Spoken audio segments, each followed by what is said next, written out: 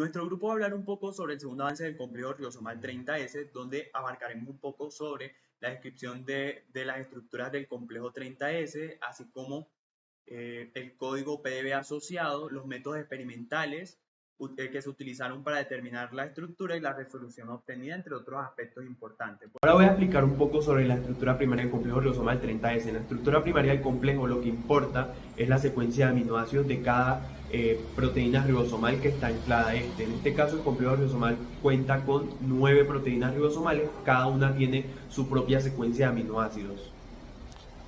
En la figura de la 1 a la 9 podemos encontrar la masa en Daltons y el número de residuos de cada proteína ribosomal.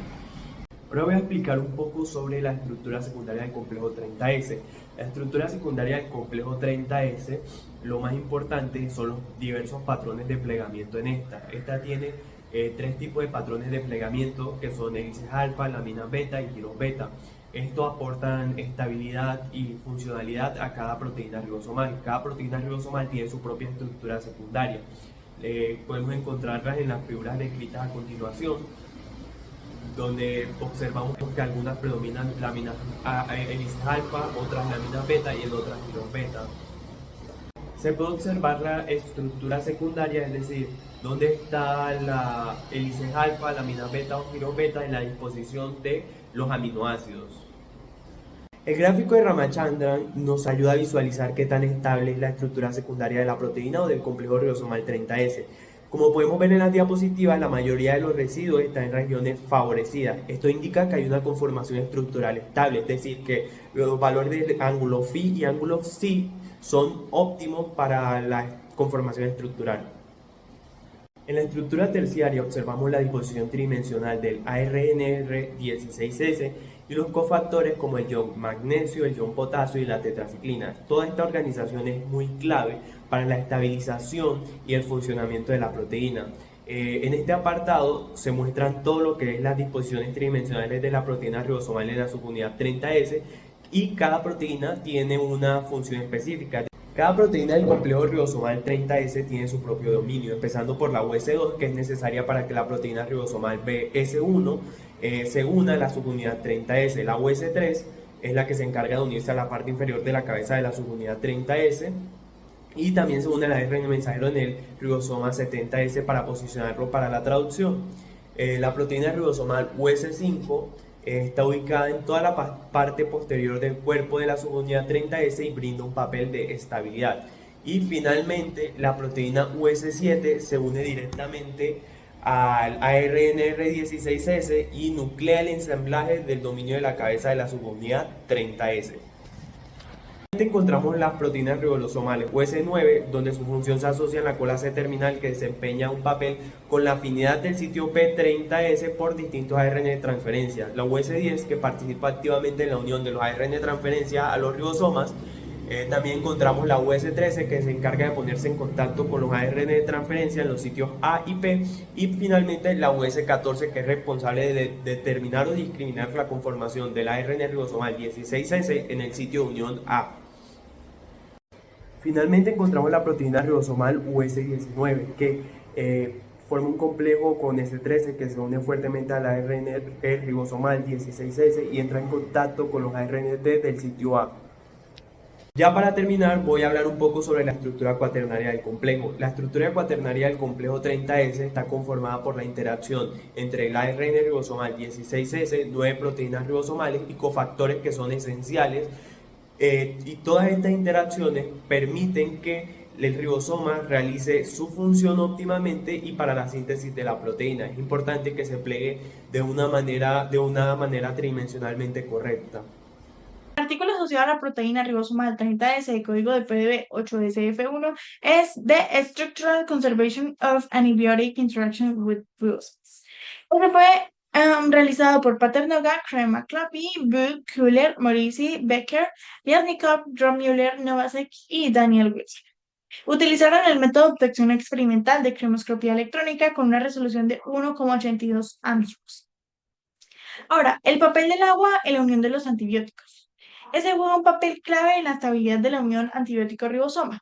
Un estudio identificó una interacción mediada por agua en la unión de la eritromicina al ribosoma.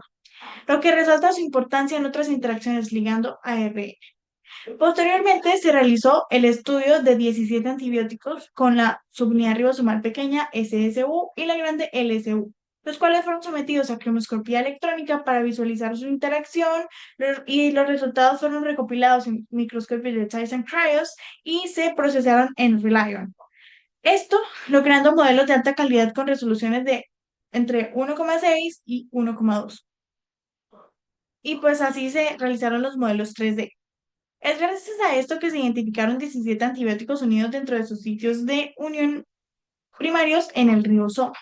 Tenemos 10 en la subunidad SSU, 6 en la LSU y la capreomicina en la interfaz entre SSU y LSU.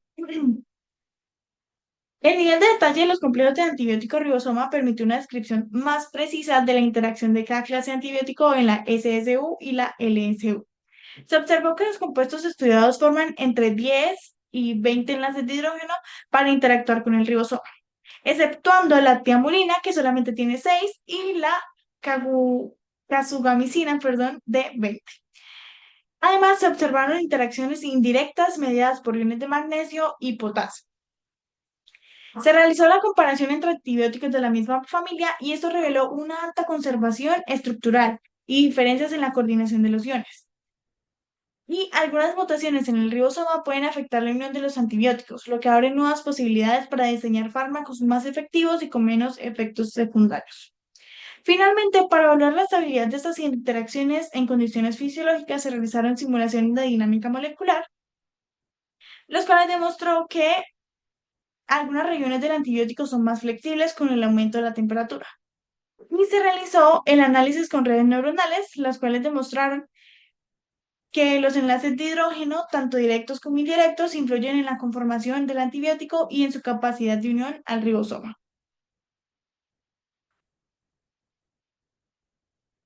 Ahora hablemos un poco sobre la estructura de la subunidad ribosomal 30S. La subunidad 30S cuenta con una masa de aproximadamente 930 kilodalton. Esta está compuesta por ARN ribosómico 16S y además 21 proteínas ribosomales. El ARN ribosomal 16S forma el núcleo de la subunidad y este se pliega en dominios que le permiten interactuar con el ARN mensajero y el ARN de transferencia, mientras que las proteínas ribosomales estabilizan la estructura y facilitan las interacciones necesarias para la decodificación. Sitio activo del ribosoma 30S. El sitio activo de la subunidad 30S es el centro de decodificación, donde se emparejan el codón del ARN mensajero y el anticodón del ARN de transferencia, garantizando la selección correcta del ARN de transferencia que llevará el aminoácido adecuado. En este centro, los nucleótidos A1492, A1493 y G530 son clave para la fidelidad de la traducción. A1492 y A1493 cambian de forma cuando se emparejan correctamente el codón y el anticodón, estabilizando así la unión, mientras que G530 contribuye a estabilizar el complejo codón-anticodón. Proteínas ribosomales involucradas. Las proteínas S2 y S13 también son esenciales. La S12 ayuda a asegurar el correcto emparejamiento entre el ARN mensajero y el ARN de transferencia, y mutaciones en ella pueden afectar la precisión de la traducción, mientras que la S13 por su parte guía al ARN de transferencia hacia el sitio A del ribosoma y también regula los movimientos del ARN de transferencia durante la elongación. En los mecanismos de acción decimos que el ARN mensajero se une al ribosoma mediante el ARN ribosómico 16S, permitiendo la lectura de sus codones en el centro de decodificación. El ARN de transferencia, cargado con el aminoácido adecuado, entra en el sitio A y los nucleótidos A1492, A1493 y G530 aseguran el correcto emparejamiento. Si el codón y el anticodón coinciden, se forma un enlace peptídico. Si no, el ARNT es liberado, evitando así errores en la síntesis de proteínas. Con respecto a los compuestos químicos con potencial antimicrobiano, tenemos que los antibióticos que inhiben la subunidad 30S pertenecen a las clases de aminoglucósidos y tetraciclinas, como podemos ver en la imagen. Por un lado, tenemos que los aminoglucósidos interfieren en la decodificación del ARN mensajero, afectando la precisión de este y provocando que haya errores al momento de sintetizar proteínas. La unión de estos antibióticos al ribosoma permite la incorporación de aminoácidos incorrectos a la cadena polipeptídica que van haciendo, lo que da lugar a la síntesis de proteínas erróneas. Estas proteínas van a ir y se van a acumular en la membrana celular, lo cual va a inducir la muerte de la bacteria. Con respecto a la estructura química de este tipo de fármacos, tenemos que están compuestos por aminoazúcares que están unidos mediante enlaces glucosídicos a un alcohol cíclico hexagonal con grupos amino, como podemos ver en la imagen 40. Y con respecto a cómo se clasifican los aminoglucósidos, podemos ver diferentes combinaciones en la imagen 41. Por otro lado tenemos las tetraciclinas, las cuales inhiben la síntesis proteica impidiendo la unión del ARN de transferencia al ribosoma. Con respecto a la estructura química de las tetraciclinas, tenemos que están formadas por un núcleo de estructura tetracíclica lineal de carácter anfotérico compuesto por 4 anillos de benceno fusionados, como podemos ver en la imagen. Todas forman complejos quelantes con distintos cationes, como el calcio, el hierro o el magnesio. Estos hacen que las tetraciclinas sean insolubles en agua y dificultan su absorción.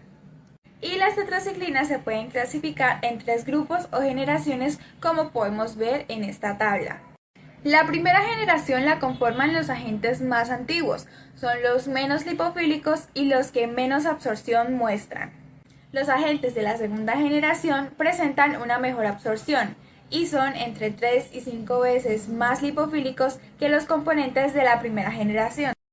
Y los agentes que pertenecen a la tercera generación son análogos semisintéticos que se obtienen tras modificar la posición 9 del anillo tetracíclico de los compuestos que pertenecen a las generaciones anteriores. Muchas gracias por su atención.